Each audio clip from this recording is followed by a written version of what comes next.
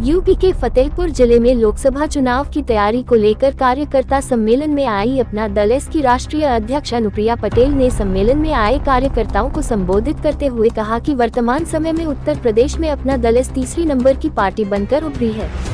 उन्होंने कहा कि निचली अदालत से लेकर उच्च न्यायालय तक सभी वर्गों की भर्ती हो, इसके लिए अखिल भारतीय न्याय सेवा का गठन करने के लिए सरकार से मांग किया है।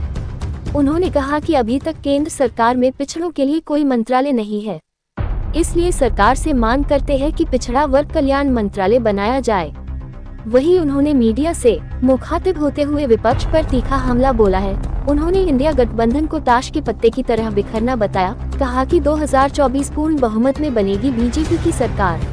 उन्होंने राहुल गांधी पर टिप्पणी करते हुए कहा कि राहुल जिन राज्यों में यात्रा लेकर जाते हैं वहां के नेता को जानकारी नहीं देते, इसलिए गठबंधन टूट रहा है। सपा पर टिप्पणी करते हुए कहा कि दलित, पिछड़ों, शोषित वर्ग के नाम पर यूपी में कई बार सरकार बनाई, लेकिन काम एक वर्ग का किया। जब से सत्ता से बाहर हुए हैं, तब से सत्ता में आने के लिए फिर से दलित, ओबीसी की बात करना शुरू कर दिया है। वहीं उन्होंने कहा कि लोकसभा चुनाव में जिन जिलों में जो मजबूत होगा उसी पार्टी के प्रत्याशी को मैदान में उतारा जाएगा। उन्होंने कहा कि यूपी में भाजपा, अपना दल, राजभर और निषाद पार्टी के अध्यक्ष संजय निषाद चुनाव लड़ रहे हैं। जहां पर जो मजबूत होगा उसका टिकट प्रधानमंत्री नरेंद्र मोदी तय करेंगे। अपना दल इस 5वीं बार गठबंधन से चुनाव लड़ रहा है और तीसरे बार केंद्र में गठबंधन की सरकार बनेगी और प्रधानमंत्री नरेंद्र मोदी होंगे। वहीं इस सम्मेलन में राष्ट्रीय महासचिव के सिंह, राम लखन प्रजापति, दर्जा प्राप्त राज्य मंत्री, प्रदेश अध्यक्ष राजकुमार पाल, 13 जिलों के विधायक doctor Surabhi, Saroj Kureel, advocate Rashmi Arya, Jay Kumar Singh Jackie, Avinash Chandra Dwivedi, Jeet Lal Patel, Vachaspati, Ramniwas Verma, Vijay Verma, doctor RK Patel, doctor Sunil Patel, Rinki Kaul, Shafiq Ahmad Ansari.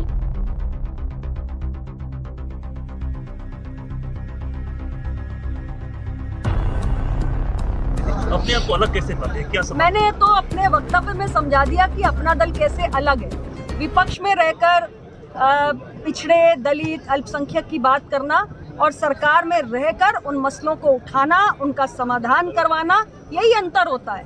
आज अपना दल सरकार में रहकर इन मसलों को उठाता आया है जो पिछड़े, दलित, कमजोर वर्गों से जुड़े हैं। और उसका सबसे बड़ा उदाहरण है नीट की परीक्षा में ओबीसी का आरक्षण पीजी के एडमिशन्स में लागू नहीं था। इस विषय को अपना दल ने उठाया और माननीय प्रधानमंत्री जी इतने संवेदनशील हैं, उन्होंने उसका त्वरित समाधान भी किया। तो जो पार्टियां पहले सामाजिक न्याय की बात करती थी, यूपीए सरकार को सपोर्ट कर रही थी, उन्होंने क्यों नहीं इस विषय को उठाया? उनको किसने रोका था? वो उठा सकते थे, समाधान करवा सकते थे, लेकिन तब वो सत्ता में थे, इसलिए याद नहीं आया। विपक्ष में तो याद आ रही है।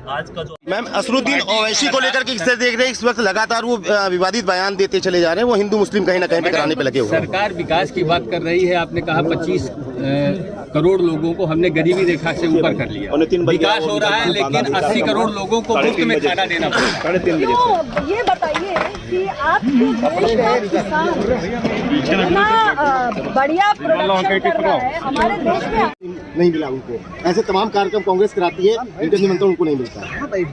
देखिए, ऐसा है, जनता के सामने एक इंडिया गठबंधन आया, लेकिन हम पहले दिन से ही कह रहे थे कि ऐसे तमाम दल हैं जिनके बीच में आपस में वैचारिक मतभेद हैं, कोई तालमेल नहीं है।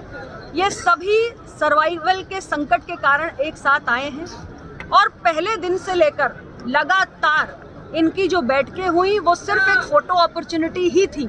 और आज भी आप देखिए कि एक एक करके सारे साथी छिटक रहे हैं, क्योंकि ना कोई स्पष्ट एजेंडा है, ना कोई रोड मैप है देश के विकास का। और इसीलिए एक पार्टी यात्रा लेके निकलती है तो दूसरी पार्टी को जानकारी नहीं होती है।